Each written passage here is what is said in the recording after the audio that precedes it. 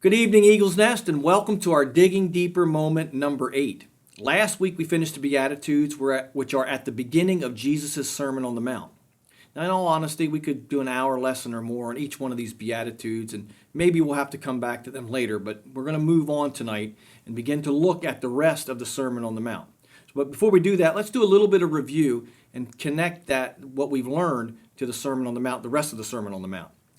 The Sermon on the Mount is Jesus' signature sermon. Scholars are uncertain as whether or not Jesus spoke this in one place or if it's a combination of all of Jesus' main teachings put together. I believe both of them are probably true, and so we can learn a lot from looking at it either way. Now, Jesus spoke in this sermon as a rabbi. That's the language that he uses. It's structured as a rabbinic message, its content is rabbinic, and Jesus is speaking to address rabbinic issues. Now, we've learned already that Rabbi spoke sitting down, which is why it starts with Jesus going onto the mountain and sitting down. We also know that Rabbi spoke in all kinds of places, in the outdoors even, and so Jesus is on a mountain.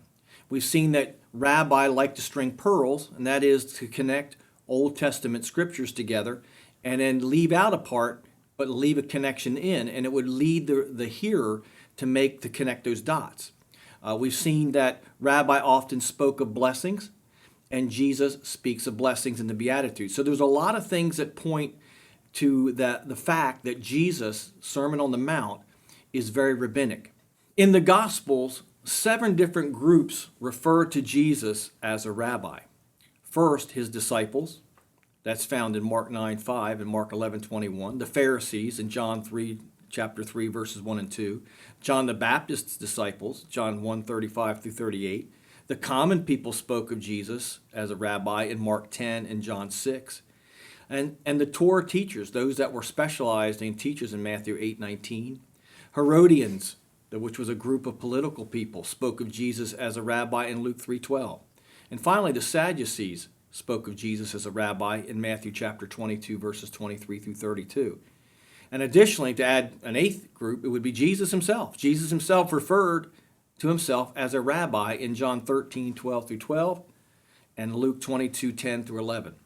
So rabbi were very special people in the Jewish culture, and they had a very prominent role, and they were teachers. Some of the names they were called other than rabbi were scribes. The rabbi are the scribes that you'll read about in the Bible, particularly the New Testament. They're called the teachers of the law, and they're even called lawyers. Now, when we hear the word lawyer, we think of somebody like that goes to court with us in today's world, but lawyers back in Jesus' time were lawyers of the Old Testament or law of Moses. And so the scribe is the rabbi. Now, the first scribe, or the first rabbi, if you will, was Ezra the Babylonian. Ezra was called a scribe in the book of Ezra. But the title of scribe became the rabbi. The scribe became the rabbi. And it was Ezra, the scribe, who introduced reforms into the nation of Israel after the nation had returned from the Babylonian captivity. What had happened is Israel was taken into Babylonian captivity because of their sin. And then for 70 years, the people lived in Babylon, while a small population lived in Israel, but they didn't practice Jewish religion or Jewish culture. And so when they returned from Babylonian captivity, one of the founders or refounders of the Jewish religion in Israel was a man named Ezra the scribe around 450 BC. And what's interesting about Ezra is that people believed in Jesus' day that if Moses had not received the 10 Commandments and the law, that God would have given it to Ezra. And so Ezra was a man held in high esteem in Jesus' time, and we can trace the history of the rabbi all the way back to this man Ezra the Babylonian. Ezra 7:10, which is, by the way, this is my life verse. This is one of my favorite verses in the Bible. It is a verse that I have based my whole life upon since the age of about 18 years of age. It says this: "For Ezra prepared his heart to seek the law of the Lord and to do it, and to teach statutes in Israel." Now, from this verse, the rabbi developed 3 areas of study. From about the time of Ezra, 450 BC, to Christ, the studies of the rabbi could be grouped into these 3 groups from this verse. Now let's go over this verse a little bit more carefully. When we look at, it says he prepared his heart to seek the law of the Lord. That means he sought to understand it. This became known as Midrash. A Midrash is a rabbi's, is a scribe's explanation, interpretation, and understanding of the Old Testament. And it goes all the way back to Ezra, who prepared his heart to seek the law, which means he sought to understand it. Then, as it says, to do it. Ezra prepared his heart to understand the Old Testament and to apply it to his life, which is what the Jewish word for that is the halakha. And then the third section of this text says, and to teach statutes in Israel, came to be known as Haggadah, which is basically illustrations to teach the Old Testament. And so these three groupings are how the scribes and Pharisees really considered, and the rabbi studied the Old Testament, from the idea of Midrash, explanation, halakha, application, and Haggadah, or stories to teach and to illustrate the teachings of the Old Testament. Now, Jesus does that, and we've seen so far that the Sermon on the Mount can easily be divided into three sections. Chapter 5, verses 1 through 48 is Jesus' Midrash, and we'll see that clearly next week. In chapter 6, verse 1 through chapter 7, verse 12 is Jesus' halakha, his application of the Old Testament. We'll see that clearly in some weeks ahead. And Jesus' third section of the sermon is found in chapter 7, verses 13 through 27, where Jesus gives his Haggadah. He illustrates it of what he's teaching. Now, in the Sermon on the Mount, not only is Jesus a rabbi speaking in rabbinic tongue, Jesus was also something called a Jewish sage. That is a rabbi that had something called semika. The word semika means authority. Now, it says this basically, it doesn't use the word semika, but it says something similar in Matthew chapter 7, verse 28, when Jesus says, or when the text says about Jesus, and so it was, when Jesus had ended these sayings, that the people were astonished at his teaching, for he taught as one having authority, and not as the scribes. The scribes were the rabbi. And so Jesus taught different than the rabbi of his day because he taught with authority. Now that authority of which they're speaking is semika. And it's the authority to offer their own explanation, interpretations of the Old Testament. Now when rabbi taught, all the other rabbi could teach, but they could not offer their own interpretation. All they could do was repeat what other rabbi and what other sages had taught before. And so they would often quote other rabbi and when they gave a teaching. Jesus is quite different because he's a sage. He's going to speak on his own authority and not the authority of other rabbi. Now, these sages of which we speak were rare. Only one or two came along every century. So there weren't a lot of them. And even in the history of rabbinicism up to this point, there weren't a lot of them. But there were two who lived just prior to the time of Christ.